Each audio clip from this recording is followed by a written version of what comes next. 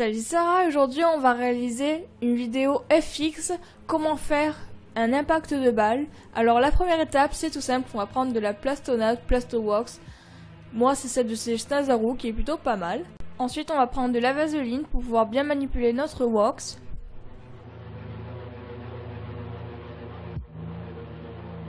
On va faire un petit boudin, puis ensuite on va rejoindre les deux bouts pour faire comme un espèce de bagel que l'on va mettre sur notre front. On va bien étirer la matière pour que l'on ne puisse plus voir l'intersection entre la wax et notre front. On peut s'aider de vaseline pour pouvoir bien tout lisser. Puis ensuite avec un cure-dent ou comme mon outil moi en métal, on va faire en fait tout simplement le trou de l'impact de balle. On va faire tout simplement un cercle où l'on va enlever le milieu. Par contre le seul détail qu'il faut respecter c'est d'avoir des bords arrondis.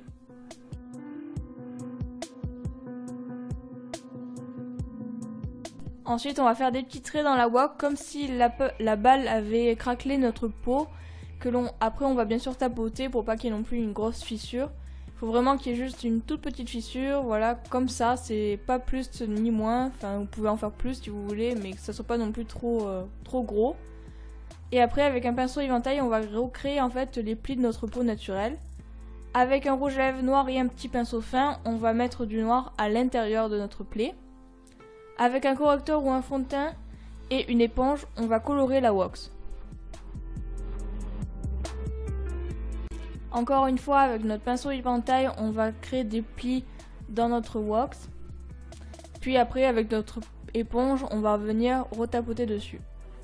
Bien sûr, on va mettre du fond de teint sur notre visage en entier pour que le fond de teint que l'on a mis sur notre front matche bien avec le reste de notre visage. Parce que franchement, mon front n'était pas exactement de la même couleur que mon teint, c'était très bizarre. Et après, bien sûr, on va poudrer ou avec de la poudre ou avec du talc.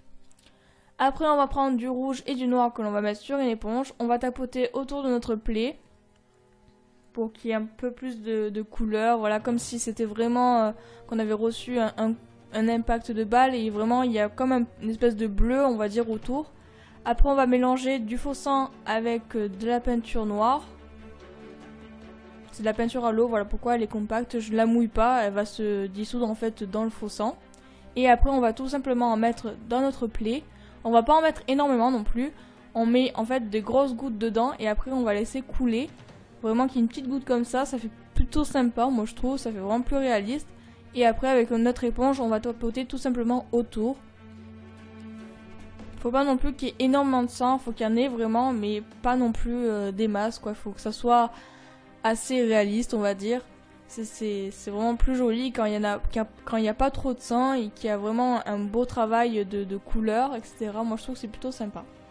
Ensuite on va quand même maquiller le reste de notre visage, c'est pour ça que je vais mettre du faux sang sur mes lèvres mélangé à du rouge à lèvres rouge et du rouge à lèvres noir et un peu de fond de teint pour que ce soit pas trop vif. Comme vous pouvez voir dans ma muqueuse j'ai mis du crayon noir et du crayon rouge pour pouvoir faire un regard vraiment malade, vraiment comme si j'étais pas bien du tout. Après, pour que ce soit encore plus dégoûtant, je mets du faux sang dans ma bouche.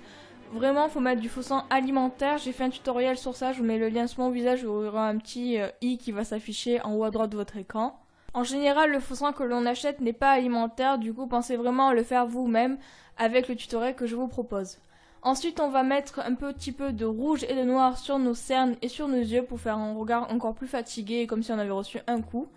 Et donc voilà, cette vidéo est terminée, j'espère qu'elle t'aura plu. Moi en tout cas je me suis éclatée à la faire parce que ça fait vraiment super longtemps que j'ai pas fait de vidéo de ce genre.